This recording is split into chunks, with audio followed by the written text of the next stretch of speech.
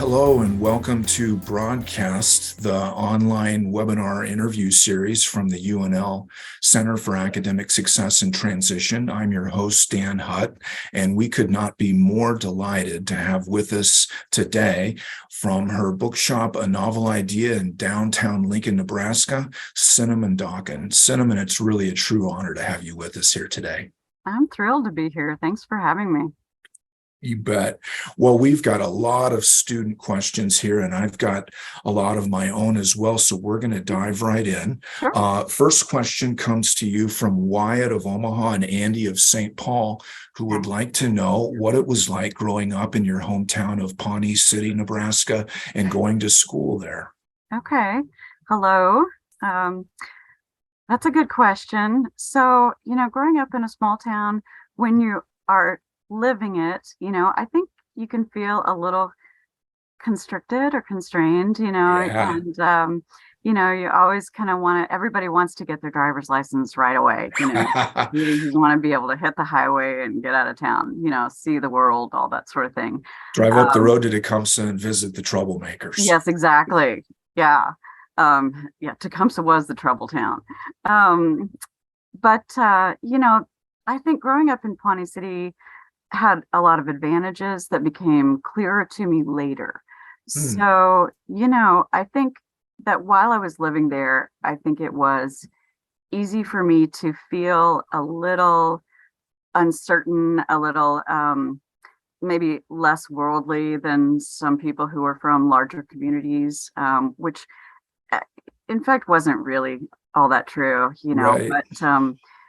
but one thing that growing up in a small town did offer me was a lot of practice in self-responsibility, because everything is so close. I was used to getting myself to my own piano lessons, swimming lessons, Yeah, practices, dental appointments, your mom and dad just said, okay, well, this is the time. that's And right. there were certainly plenty of times when I skipped piano lessons at Mrs. Doble's house and went to the pool instead and got busted for it and was in trouble.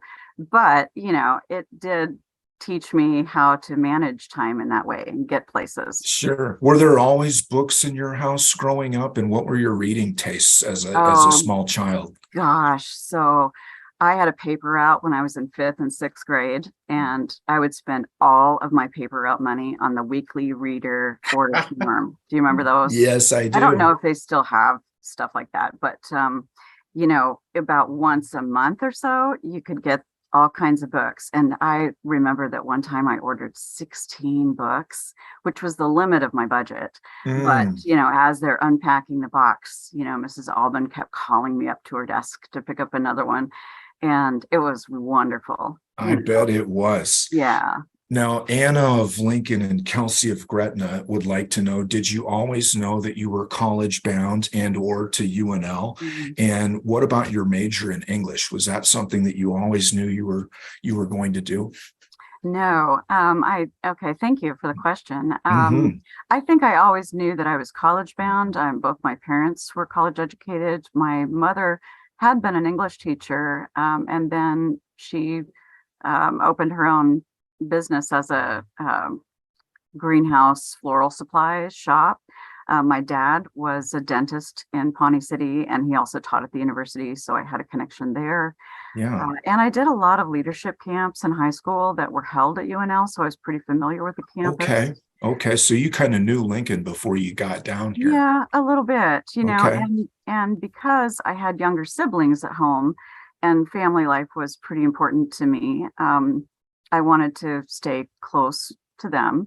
So coming to UNL it was pretty much a lock, Hmm. early on. I mean, I applied other places and got accepted other places, and I sent my scores to West Point at one point, which made my dad, pretty happy, but UNL was really a pretty good fit for me. Was it a pretty Um, smooth transition for you when you moved to Lincoln and started college? yeah, I my college roommate and I had known each other through one of those leadership camps, and so Mm, we decided, that we would room together. And what was a surprise, though, is I was housed on Able 13, And it didn't occur to me that there would be a co-ed floor. And so I'm walking along, and the student assistants put out the little plates on your door, the little paper things with your name, with the names of the residents. And I was thinking, wow, either some of these women have really masculine sounding names, or this is a co-ed floor, huh? Okay, well, that was new, you know. Yeah. Yeah, and my floor was a great community, but maybe a little on the deviant side. And so I think Abel's kind of known for that, I think, over Able the years. 13 was legendary for that. The year Okay. after, my freshman year was the last year for a while that it was a co-ed floor. They made it an all women's floor after that. It was Mm, a big brouhaha. Yeah, that's another story. Come to the bookstore and I'll tell you that one. okay. Yeah. What was the best class you took in college in your English major, and the best class outside of your major that you took? Asked Bailey of Grand Island. Hi, Bailey. So, originally I did not choose an English major. Hmm. I was always interested in the sciences. And in my small town, we'd gotten a grant for a really great lab. We had a fantastic biology lab, and we had wonderful life science instructors. And so I was pretty deep into that. I taught some, after school programs for littler kids in Wow, sciences. that's terrific. And did a lot of independent study genetics, anatomy and physiology. I mean, all the biology that I could take. And I was pretty set on going that route. And I actually went into UNL in the honors program in biology. And then, Wow. yeah, and that was a great experience. I met some really wonderful people through that. And I remember that our labs had two TAs, and at the first semester, there may have been 16 of us, and then 8 dropped at semester. And so, I mean, it was practically tutorial the second You semester really in the got lab. personalized instruction. Yeah, and although my mother had been an English teacher, so I'd grown up with a lot of books, my high school English teachers, except for my senior year, it really wasn't very good, Mm, and so I wasn't really drawn to that. And same with my history teacher, nice people, but it didn't really ignite my imagination for the subject material. So biology was kind of the thing that I latched onto. And then when I got to college and I had great English teachers, hmm. I loved that all over again. Fell in love with reading and literature and talking about those themes.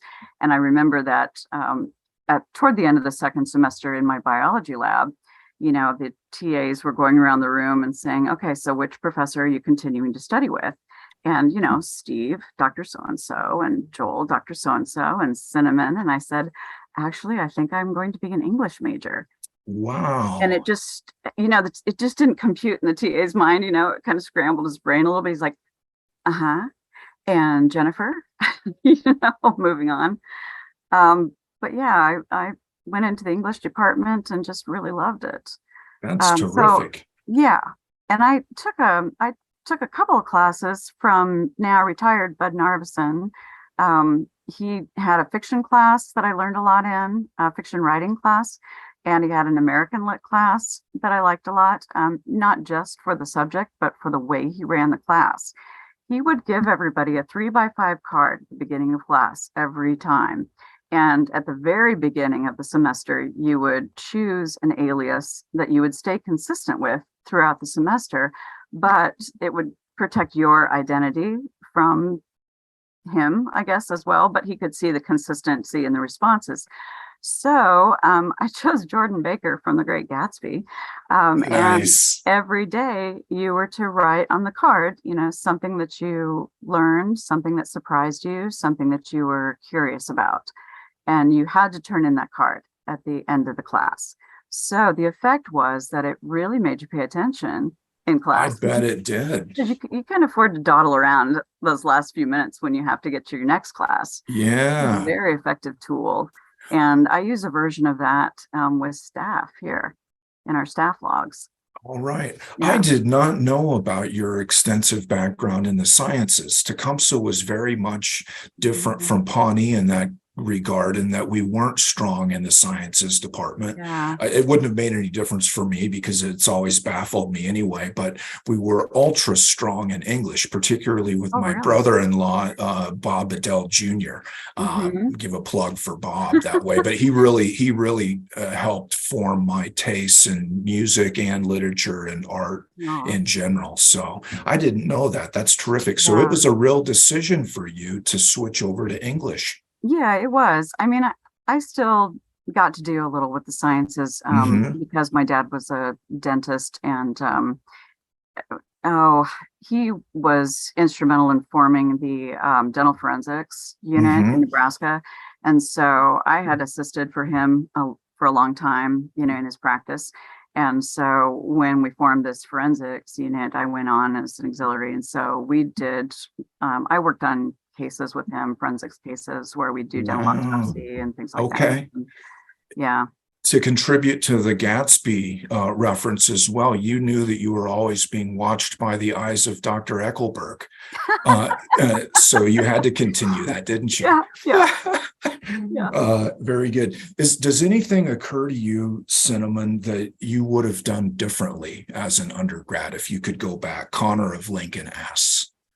Oh, that's a great question, Connor. Yeah, I think that I I might have explored more clubs and activities, you Hmm. know. I think that coming to Lincoln at the time that I did, I knew just enough. So I knew where the dorms were and I Hmm. knew sort of where the buildings were, but I didn't necessarily get as involved in campus life as I wish Mm. that I would have. I was a student assistant my junior and senior year, and that was a great experience for me. And I Hmm. learned a lot of things that have helped me in my business life. Hmm. But I think there would have been more organized things. I did a little intramural stuff, Okay. Okay. but yeah, I All played right. flag football, Dan. Sure. I did too, believe it or not. Not particularly successfully, but Oh no, it yeah. was terrible. No. Yeah. Yeah, Yeah. but we were doing it for fun. We weren't, Sure. you know. Yeah, absolutely. What do you think, Cinnamon, of college as a time to explore, take chances, and maybe even get a little bit lost as you're discerning your pathway in life? I think that's the time to do it. You Hmm. know, I mean, you will never have a time like this again in your lives where you don't have car payment, house payment, kids, regular job. I mean, it feels like you're struggling. You might not have as much money as you want to have, but you're coming into contact with all kinds of people. Hmm. And I do feel like I did make some really great friends in college, and I traveled every chance I got. Mm. So that was really good too. Every time I had two nickels to rub together, I'd go see somebody who had a couch, you know, Yeah. Yeah. and that was a very good experience. Yeah, learn what people like, figure out what you like, let yourself be led by the things that interest you and not your fears about what other people think about your choices. That's wonderful advice. It calls to mind your wonderful video for the Nebraska Promise Program, which I can quote almost verbatim. Oh my gosh, my It's extremely long video. No, it's wonderful. We're still using it today. It's not that we're so much afraid of failure per se. It's that we're afraid to fail in front of other people Yeah, because we make other people's opinions matter much more than they should. That's a right. direct quote from your video. It's Yeah. so wonderful. Well, and if I can come back to that earlier question about this time in your life, Yeah. there are things that you can do now when you don't have um, much by way of lifestyle expectations, you know. So Anderson Cooper talks about this too. He talks about, Hmm. you can go to the war-torn area and sleep on a rooftop, and you don't have dependents at home, Hmm. who are expecting you to provide for them, and you can sleep on floors and in hostels and things like that. Hmm. Hmm. Later when you get a bad back and poor eyesight, things like that, those Mortgage comforts are going to payment be due. Yeah. Yeah, yeah, but absolutely. now do all of that stuff. You Yep. don't have to be as comfortable Yep. That's great in advice. all ways. physically Now, and mentally. Cinnamon, you probably know about me as a longtime patron of A Novel Idea. Bookshops and record shops for me are sacred temples. They really are. At what point did it first occur to you that you wanted to have a bookshop? Asked Nicole of Dannebrog. Okay. I just like Well, saying Dannebrog too, I by like the way. Bragg too. Yeah, yeah. Um, you know, honestly, I think people give me a lot more credit for forethought when really it was just one foot in front of the other. I always liked the idea of doing my own thing. I always loved books. And I had a friend and we started amassing books at garage sales and thrift stores wherever we could get books cheap. The Disabled American Veterans Store had paperbacks for Oh, 50 yes. cents. Do you remember that? That's right. I And bought the 60-cent entire hardcover. James Bond collection There there. you go. Yeah, yeah. Right. So I mean, oh, a Nebraska bookstore, when there used to be a Nebraska bookstore, they used to have their all you can carry for $1 sales, which is how I got the big Mm, guns, see, yeah. justice. Love Um, it. you know, but we opened in a little shop that was a consignment store, and we could rent a little booth there. And at the time, I was writing for the Daily Nebraska, and I was a senior at UNL, and we were joking around, about what to call this little venture, and we put it up to a vote in the newsroom, actually. So I had an interest in psychology, and I thought, Rorschach tests are really funny, and I thought the ink blot would be a fun name, and I'm so glad that they voted that down. They voted a novel idea in. So yeah, we did that, and then it was just kind of one foot in front of the other. I Yeah, mean, I'm sure the uphill in the snow both ways story, opening the bookstore for real in a place that didn't have any heat and didn't have air yeah, conditioning. that's right. You've Yeah, I you've had you've talked nine about how hours. you had candles and whatnot Oh my at gosh, the we time. had So this. it wasn't It a was terrible. romantic conception in the beginning. It was very challenging. Oh God, yeah, yeah, it really was. But I stayed out of debt, and Hmm. actually, I mean, that's the one thing that you can do to give yourself a huge favor right now is just don't get a credit card. Hmm. Don't take on debt, because you just have to pay for it later, and it just limits your choices. I Yeah. was able to do the bookstore because I always knew that I could quit at any time, and I wouldn't Hmm. have to continue to pay for the experience of having done that. That's So great that was a advice. huge bit of freedom for me. Did Um, you, while you were accumulating inventory for the bookstore mhm. initially, did you have to use some of your own collection, your book collection for that? I mean, everything went to the bookstore. Okay. Yeah, just everything at the time. Um, there wasn't much separation, and I was spending so much time down there, until it got so cold. I mean, I was Yeah. still spending a lot of time down there, and I would wear basically every stitch of clothing that I had. So I was definitely a fashion plate my senior year in college. Um, but I mean, there's that story where I had those open coil heaters that you got at thrift stores. They're outlawed now. They have those Hmm. glowing orange uh, lines, and then I had the little stereo that I won at my senior class after prom party when I was in high school, and I would play Cowboy Junkies tapes. Oh, yeah. Yeah, and I had shop lights that I wired up myself. I bought a $3.69 masonry bit and borrowed a drill from my dad to drill into the ceiling and anchor them in, and That had is a hot terrific. pot. Yeah. So Was all of this that. particularly challenging and difficult while you were trying to be a full-time college student as well? Ask Nicole, Emily, and Abby of Lincoln and Jasmine of Omaha. I tell you what, I got straight A's after I started the store because, Wow, when you don't have any time, you use it well.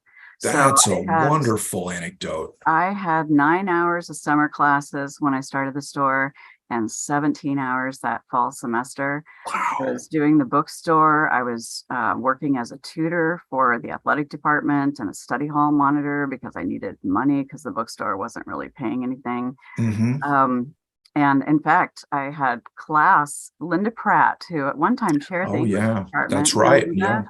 Yeah. Yeah. So a few of us had talked her into doing a quasi-independent study for us on Whitman, Williams, and Ginsberg. Mm, And she actually would come over to the bookstore and have class with the four of us there. And wow. every now and then when I'd have a customer, I would help them and come back to talking about Whitman. And What then a tremendous it story. was an incredible amount of support.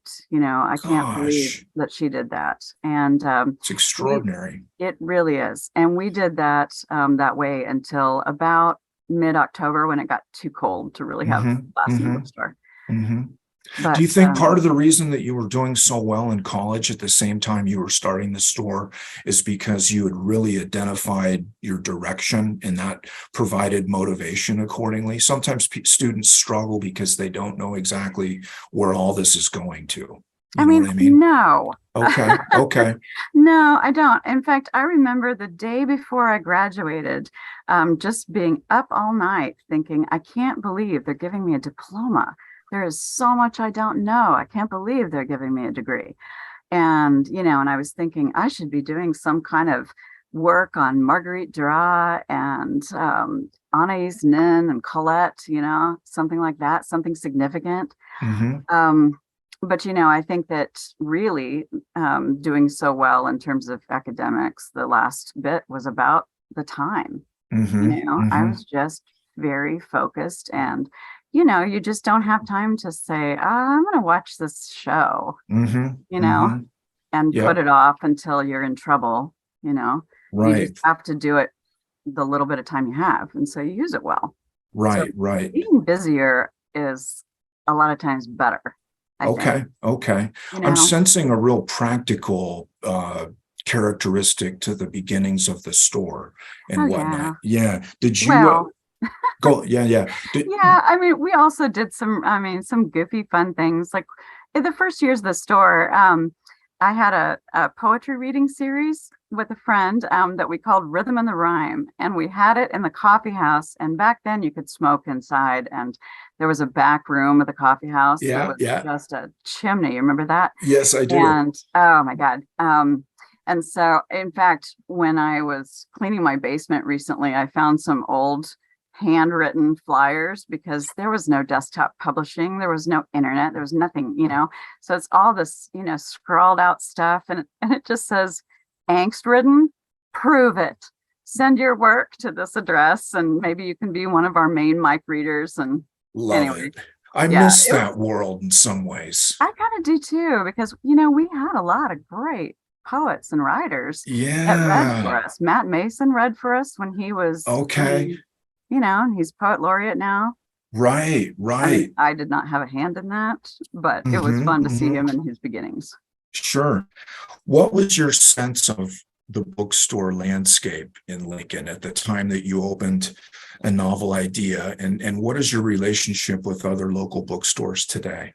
Oh, I love the other local bookstores. Hmm. In fact, Indigo Bridge just opened in their new location and we sent some Saw that. flowers. And Wow. yes, and Leslie over at Francie and Finch, and she also sent flowers. Kim sent me a photograph of both bouquets that I forwarded on. That is Um, wonderful. yeah, we've collaborated on things for Independent Bookstore Day, which is a lot of fun.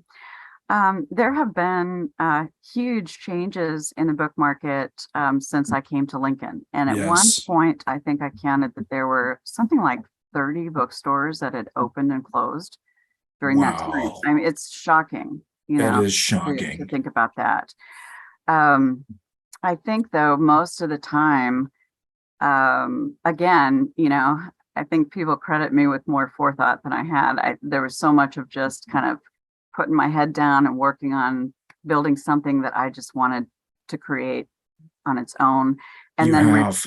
and then remembering that, you don't have to satisfy everybody. Yeah. You don't have to make everybody happy. Yeah. You need to, listen to the people that are going to be supporting you. And, Yep. and, that was hard starting out because you don't know how much to listen to and how much to have confidence in your own Yeah. ideas, Hmm. and especially, when I was 22, when I opened the store, um, it was very rare for a woman to have a bookstore that wasn't a paperback exchange or a romance store or Hmm. something that was in conjunction with her husband.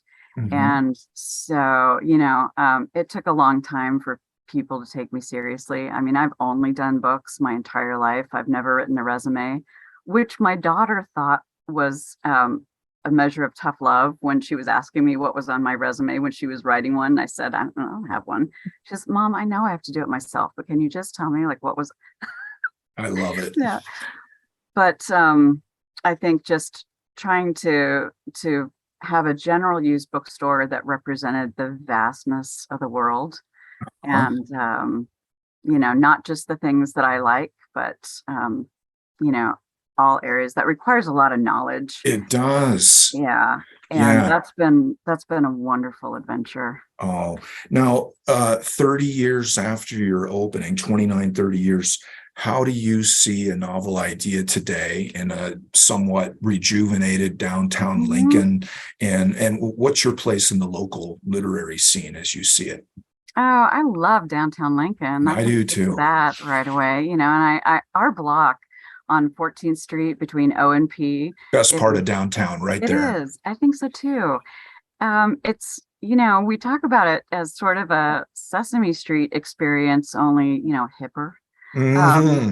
but um, I've been working on a lot of projects with my small business neighbors. I have some wonderful small business neighbors, woman-owned local businesses. So Hmm. Michelle from Suru, which is right to the south of me, Peggy Gomez from Gomez Art Supply, Yeah. and then Jocelyn from Stella across the street, Amanda and Pete from the Zoo Bar. I mean, there are people who are leaning in to the community. They're not business people who are just taking for themselves. Right, We're in it right. because we like what we do. We want to make a contribution. We want to be involved. And what's been wonderful for me as a bookseller over 31 years is that when people used to come in as babies, their parents would carry them in, and I would take that baby and walk the floor with that baby while their parents shopped. To Wow. see that baby bringing in babies is That's something profound. else. That's really, yeah. But they That's something say a else. good book will fascinate you for a week, but a good bookshop for your entire life. Love it. Yeah. That's never been more true than with a novel idea. Thank you. Love it. Yeah. Now, Danny of Grand Island and Alexis of West Point ask, what is the best part, the most challenging part, and the worst part of owning a bookshop? The best part, there are lots of best parts, but Yeah. the people are the best part because people that come into a bookstore, particularly a used bookstore, they're so interesting. Everybody is into their thing and they read deeply and widely in areas that I don't necessarily get to myself, but in Hmm. conversation with them, I learn so much. And they're just creative and funny, Hmm. funny Hmm. people.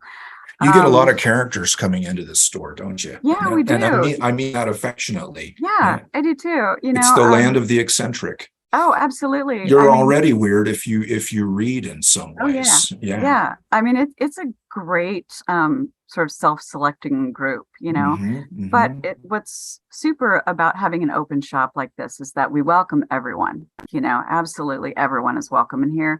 And I remember a day in which I had a customer paying for her purchases, withdrawing bills from her Fendi wallet right next to a guy with tattoos on his knuckles. And I thought, this is just super. It is Everybody can just super. coexist. That's right. That's right. Yeah. Now, as a book lover, do Mhm. books come into the shop sometimes that you would really like to keep for yourself, but you have to put it on sale? Oh, all the time. Although, I most of the time, the gratification of having somebody find something that just is thrilling to them far outweighs the joy that I get from keeping something. I try not to Yeah. hoard things. Yeah. Yeah. It's much more important to me to get people reading and encourage what they're passionate about. Um, yeah, I mean, people always ask me what I collect. And I mean, I do have my shelves at home. My house is full of books, of course, I collect, I guess, haphazardly, these tiny little books published at the turn of the last century in Boston or Philadelphia by Henry Altimus. And not because they're particularly good books, but because I'm just charmed by their size and their bindings, and they just fit into my hand and they're beautiful. And I just can't help myself. I'm over the moon about that. But then again, I'm also a huge fan of Chronicle books Uh-huh. as a Uh-huh. publisher because they spare no expense and they do some wonderful books. Yes. Passion for art books, big crush on them. Oh gosh, Abrams, Rizzoli, Kodansha. I have my favorite publishers, definitely. Mm-hmm. Oh, Mm-hmm. Elsewhere Editions. I was just thinking They that. are amazing. They publish the best books, and the book as object has never been so precious as something that comes from elsewhere, That's right. And together we'll work on them to reel Yeah. in Philippe Fix for an interview Yeah, sometime as I would well. love that. Yeah, Yeah. yeah, excellent. Colton of Omaha asks, how has a novel idea changed over the years? And Shatha of Lincoln pairs that with, how do you envision the shop for the future? Well, those are really good questions. So Mhm. over the years, I would say that we've changed dramatically. I mean, here I am in a heated space above ground. So That's important. that's a That's a big, big big leap change. forward. Yeah. Yes, it is. Um, you know, I mean, I think my philosophy has always been to continue to create, to have this thing continue to evolve. And so every year, I like to see that it's made some forward progress, Hmm. Hmm. so and I do like to celebrate the things that I value in here, like local artists. So we've augmented the physical space in a way that it's comfortable for people, and delightful. Hmm. I want people Sure to come is. in. They can't possibly see it all in one Hmm. visit. Hmm. There's just too much to look at. And I love that because then there's something delightful when they come back. So, we've had local artists do stained glass windows for us. We had a local artist do our metal gate downstairs. It has the leaves and vines. It's really Hmm. neat. A local artist who painted our steps downstairs so that they look like old books. That's I pretty love it. fun. It sure is. Yeah, it's Now, more of an experience. yeah, how important has it been to have a right hand in the shop like Kat Bergstrom all these years as well? Kat's fantastic. She is. Catherine came to the shop when I had a business partner. So I opened with a partner way back in the day. And then and Brian met Catherine. Catherine had been going to college at McAllister and then was Hmm. back in Okay. Lincoln. And at the time, I don't know if you met Kat way back then, Dan, but I'm she not sure. she was a slight little thing, and she had a Sinead O'Connor haircut. And I did too for a while, believe it or did not. you? Yeah. Very good. So I hadn't met her, and she met Brian, and Brian said, "Hey, would you like to come into the bookstore and hang out sometime?" And she said, "Sure."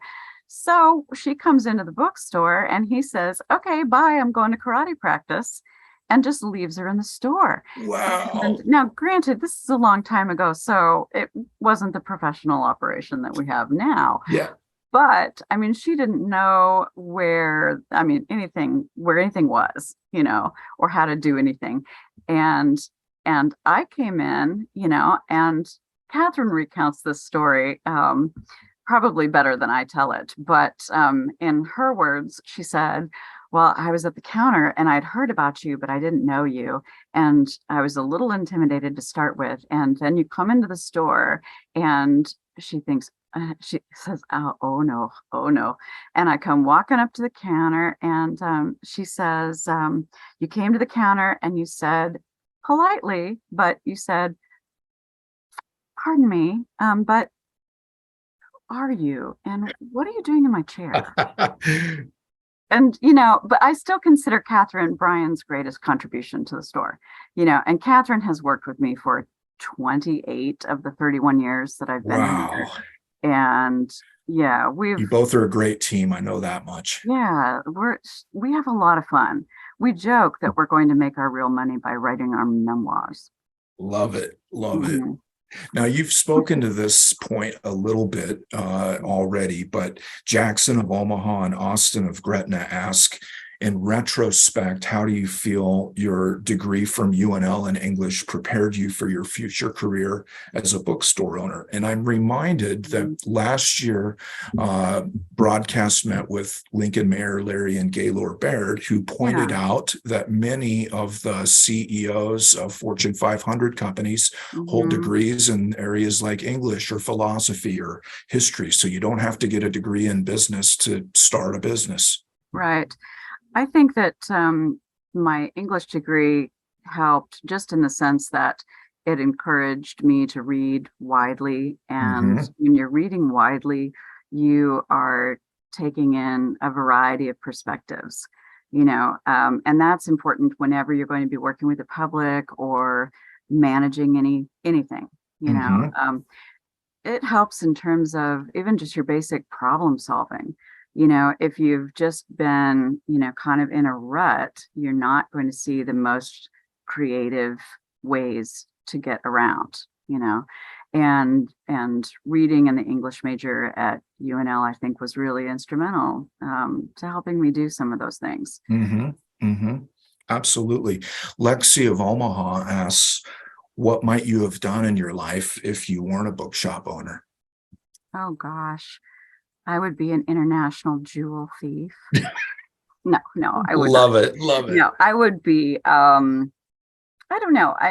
I've taught here and there, just little things, not anything that requires a degree, but I've enjoyed that. I think I like working with people. I like hospitality, but I want it to be more meaningful. I think counseling would be something I could see myself doing.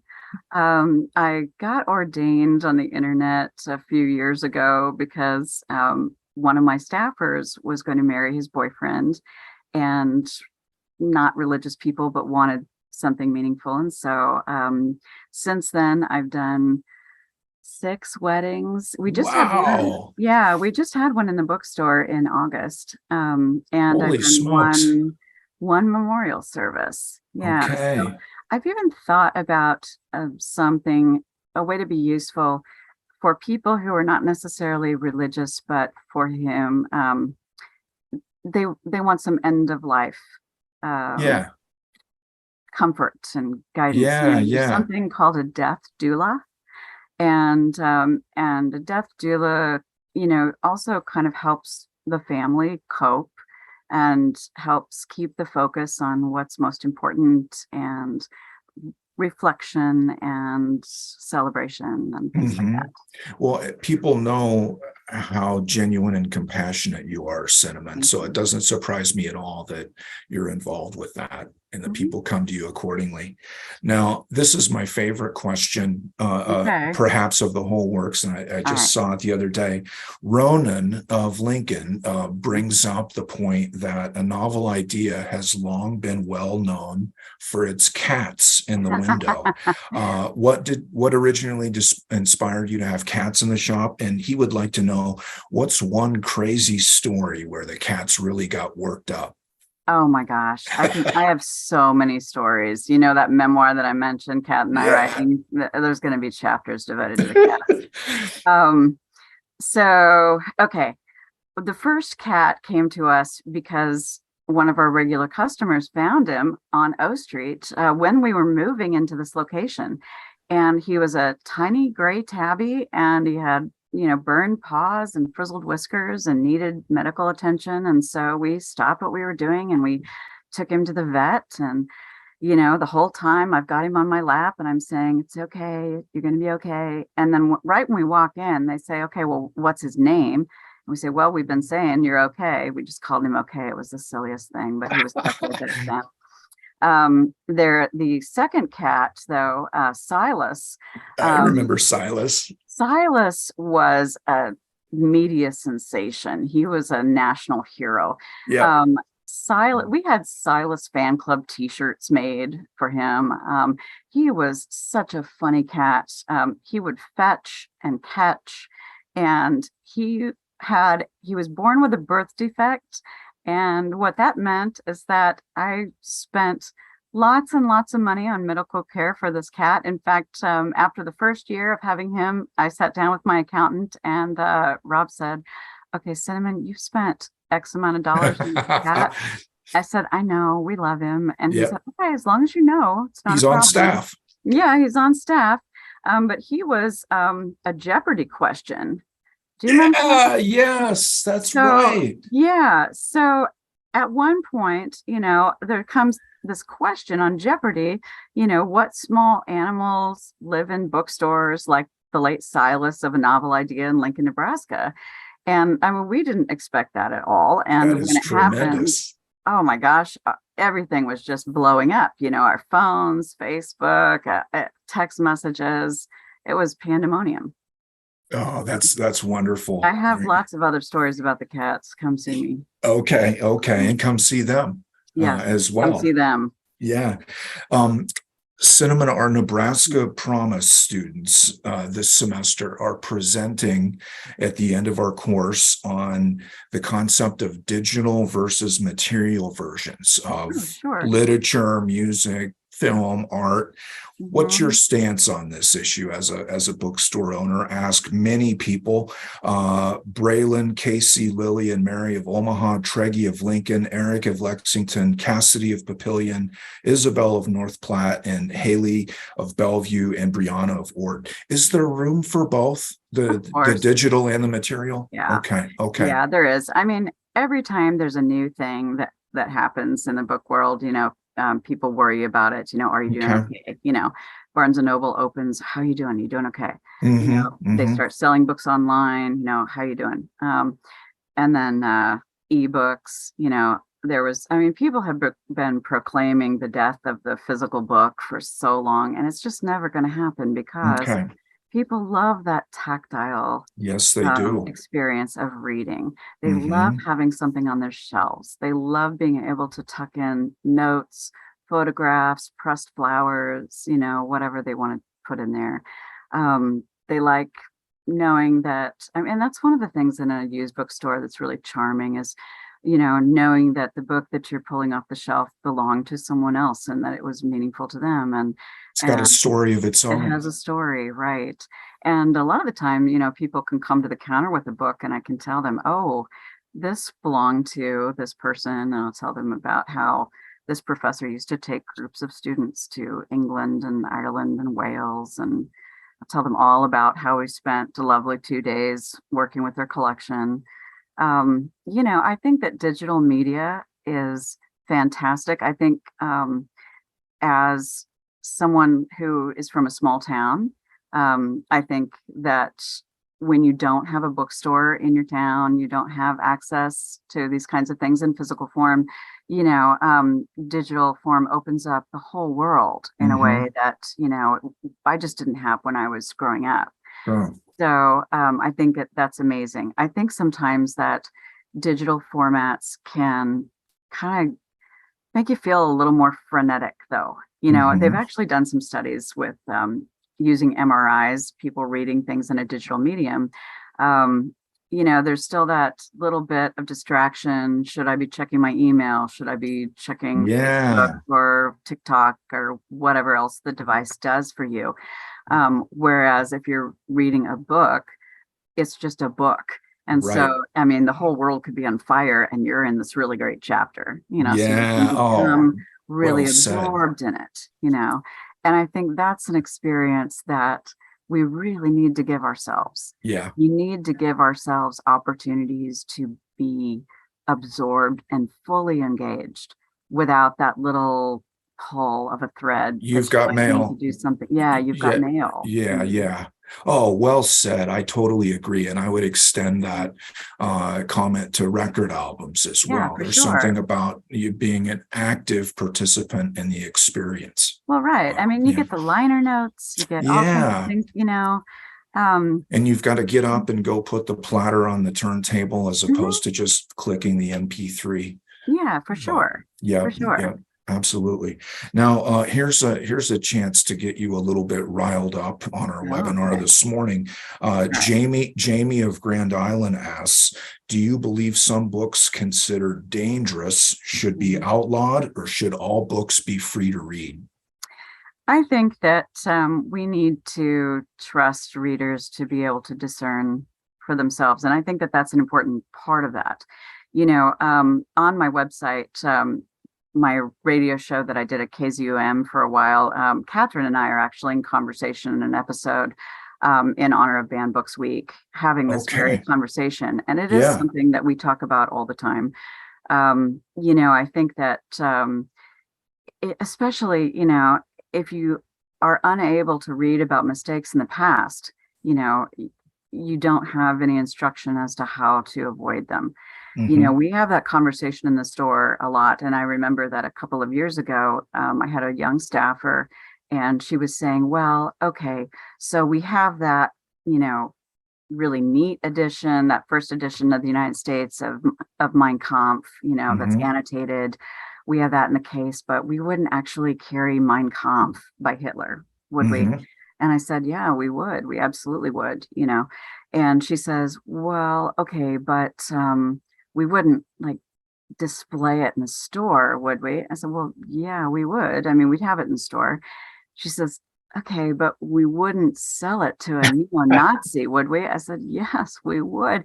And we hope that the neo-Nazi comes into our store because that's an opportunity to interface with that person. And that's the opportunity that you have to maybe gently turn that direction a little bit, That's where the discussion begins. that's where the discussion begins. Yes. And, you know, um, I mean, we choose in our store what to elevate, you know. And I mean, there are things that, I mean, there's a lot of reprehensible stuff that's Hmm. published that I choose not to carry, in part because it's insignificant. It's reprehensible and insignificant. Hmm. If Hmm. it's something though that occupies a major part of our human history, to not carry it, to not give people access to that is, Irresponsible. I think it is. Yeah. Hmm. So Yep. Yep. we talk about that all the time. And, we also have the conversation about, well, this comes up a lot in terms of cancel culture, Hmm. Hmm. which That's I think right. which I think is also maybe has good intentions, but is taken in a direction that's uh, not positive, not healthy for us. I think that the world is vast and varied and complicated and highly nuanced, and I think that it deserves a highly nuanced, thoughtful, contemplative response. Hmm. So, I mean, And you don't I get that don't by shutting off access. know, and so Yeah. maybe I don't like T.S. Eliot as a person, Hmm. but Right. the work has to stand on its own. You can still like what somebody does. I mean, I have a lot of friends that I wouldn't want to have to load boxes with. Hmm. I mean, you just don't, it's not the baby in the bathwater situation. You have to be able to say, Right. okay, this is something important or worthwhile. Hmm. And this part is something I disagree with or I have trouble with. You Yep. have to be able to hold both of those things. Hmm. Absolutely. Now, you've spoken a little bit to this already, Cinnamon, but take us in broadcast into your library at home. Shayla of Ord and Taylor and Owen of Omaha asks, what would we find there? And do you read mostly fiction, nonfiction, favorite genres? Hmm. Okay, so my reading tastes are pretty wide, Yeah. and I I don't necessarily have a favorite genre even. I kind of think Okay. about it this way. Sort of analogous to restaurants, I wouldn't compare a four-star restaurant to a diner, Yeah. but I would want each to be a good example of whatever it's trying to be. Correct. So I mean, I love young adult fiction. I love mysteries. I love history. I love science. I just want it to be a good example of what it's trying to be, you know? Well said. Well said. Mhm. So you'll find all kinds of stuff, and you will not find any of it in very good order. I Even better. yeah, I don't I, do that at home as much as here. I'm very particular, but at home, yeah, not so much. I'm the same way. I've been threatening Yeah, for years to alphabetize my library and my record collection, and I yeah, just resist it. I don't know yeah. why, No, but I know where things are. I know where Yeah, things are. Yeah. exactly, But exactly. okay, so there's a part in High Fidelity, about the Yeah. record shop, where he talks Oh, about the autobiographical organizational system. So I I think love it. I do too. I think mine is kind of like that. Things land where they land, and it's sort of like the geographic or the geologic layers of my life and experience. Yeah, It's that's like that. exactly what it is. Yeah. I love that. I love that. Mhm. Here's a question that I really adore. Trey of Omaha asks, where is your favorite place to read a book? Oh gosh. Um, my favorite place, honestly, if I'm reading, it doesn't matter where I am. Okay, You know, okay. I will a lot of times. I like to read in this sun porch on the second floor of our house. And when I was reading for One Book, One Lincoln, which was a great experience, and I was reading a lot in a short amount of time, which I don't usually do. I'm actually kind of a slow reader considering. But it was absolutely glorious to go into that room, was just surrounded by windows, and to kind of settle into that double papasan with my book and my leftover Indian food, and to tell my kids, who were, I don't know, about 10, 11 at the time, that they're not to come in unless something is on I fire, was thinking that. or there's rushing water, or you're bleeding from the head and you can't stop it yourself. Love it, love it, love it. Mhm. Now, here's a question that will put you on the spot, one that you must run across all the time in the bookstore. Caitlin of Papillion asks, what would be a good book to start with someone who's lost touch with reading and wants to get back Oh, into it? Isn't that a oh, lovely sure. question? Yeah, it is. Caitlin, that's a great question, and I love that. I deal with that every day. I know you do. So, I've yeah, asked you so that myself probably mhm. before. Yeah, so when people come into the store and they say, okay, I've kind of fallen out of the habit, Hmm. I'll start by asking them about other things that they've liked, so movies or music, things like that, so that I can get an idea of their tastes. Because Hmm. that's, the most important thing. It's not about the books that I like, it's Hmm. about the books that are going to be a good fit for them.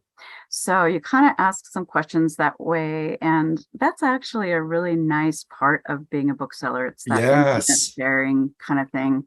And then, I'll I'll pick some things that are action oriented for people who need that. I'll pick some things that are short. I mean, some people just need a physical book that's not a chunky book, A you know. doorstop. Yeah. Right. Yeah. Some people love that. They'll dive right in, but that's intimidating to some folks. And so you just kind of find that out. I mean, I have a staff recommendations shelf, and I have staff recommendations on our website. And there are a lot of things that I would pick out for people based on those things. But I would say things like right now, I do love Steve Kluger's Last Days of Summer.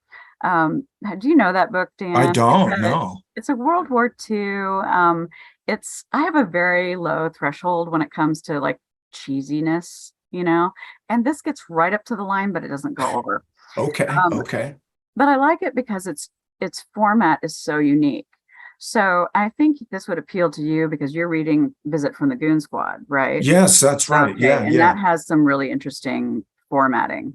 Yes. So this book, it's a novel that's all told in letters or snippets from school reports or things like that. So it's not a continuous narrative as much as the Yeah. story is told through these things. So you feel like you're going through somebody's letters in their attic, and that's kind of fun. I love that kind of Yeah. thing. That invasion Yeah. of privacy is delicious. I know. Yeah. Absolutely. Yeah. Yeah, and you spoke speaking of music and Mhm. film and art and things like that. What are your tastes therein? I know you know a lot about music. You Well, proved it okay. with the Cowboy Junkies So, reference. I mean, again, with music and books, it's kind of the same thing. I just want it to be good, Yeah, you know? right. So, I mean, and I love a theme party, Dan. Okay. So, I mean, you can put on some country for me and I can get into your Cadillac Blackjack, baby, meet me out back, If we're doing that, I'm down, or your disco fever, or whatever you've got. All right. I think in the store lately, I've been revisiting a lot of the Indigo Girls recently. Oh, You you have know, good taste. yeah, the Indigo Girls and Alice Krauss, and just Yes. I think because I've wanted just mellow. Van Morrison's Astral Weeks is an Yeah. album that I always want to listen to in the spring. I don't know Mm-hmm. Mm-hmm. why. Um, yeah, things like You have good taste, Cinnamon. It doesn't surprise me.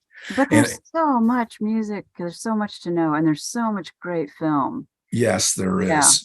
Now I know that you're building the Parrish Project as well as a Mhm. formative part of the First Friday Art Walk in Lincoln. So you're involved in the art world here in Lincoln to a degree. Well, I mean, in the sense that, when we formed the limited liability company with some of the other small businesses, we renovated the space upstairs and Hmm. Hmm. we made those studios. But, the credit for the First Friday success, I think, really goes to Peggy Gomez. Yeah. Um, you know, and I think one thing is just good to keep in mind, you give credit where credit's due, and you getting to stand and bask in somebody else's light is just as good as if it's emanating from yourself.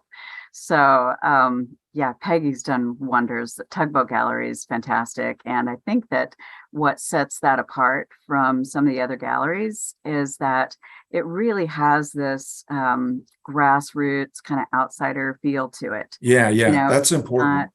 not corporate Hmm. funded artwork, so That's right. That's right. um, it can take a little more chances, and I think that's really important. And I think that that's hard to accomplish when so much of the real estate is being purchased by corporations and larger Right. companies who are profit motivated only. I've been working a lot with downtown issues, for 30 years, and Right. there's some exciting things happening that I hope can build on some of what we're doing here. I do too. I do Yeah. too. I've got a final question for you, Cinnamon, Okay. that comes from both me and Abby of Papillion. Right. As a longtime Lincolnite, what's your favorite part about living in Lincoln? Oh, I love Lincoln. I think that Lincoln is an easy place to live in the Yes. sense that, you know, the air is clean, it's not trashy. They're really nice people. It's relatively easy to plug into community in Hmm. Lincoln Hmm. and to get involved. And I hear that all of the time from people who are moving here, Yeah, you you're know, who are proof of that. towards moving here. I love connecting people to each other, Hmm. and say, okay, go do great things. I love that about Lincoln. I love the Lincoln has enough surprises, it has enough artsy things, theater things, outdoor concerts. It's got some really creative people. Hmm. And yet the constants in Lincoln are the comforting things. Like I know that Mattel's going to be next door, that she'll help me with whatever I need or listen to me complain about whatever my petty little grievances are. And Peggy next Hmm. door. I mean, Hmm. I also just know that, if you just go outside and you sort of look lost, somebody will attempt to help you. Yeah. Just Lincoln it has some advantages of a larger community. We have a symphony, we have a great children's zoo. Um, Yet, it still has a lot of heart of a small town. Yes. And I Yes. think that's so important. I love all the small town people that have relocated to Lincoln. And There are many of us. Yeah, yeah. absolutely. Cinnamon, I want to thank you so much for joining us today. You've been such a great friend to the CAST program, the CAST office and Nebraska Promise program. And I've said many, many times, for my money, you're the most important person in Oh downtown my Lincoln. gosh. So thank you for everything that you do. It's just a tremendous personal honor to be with you here today. Well, I feel the same. I think we should work on writing about what you do with your CAST program. All of the students, you are so lucky to have this experience with Dan. You really are. I mean, there are so many life lessons that you're getting now at this young age that people struggle their whole lives to get. He's just done wonders with this thing. So I know Well, we're just throwing bouquets at each other now. that's okay. That's okay. Mutual Admiration Society. Yeah. Yeah. It's been great to have this time with you. Thank you. Thank you, Cinnamon. See you soon. Okay. Take care.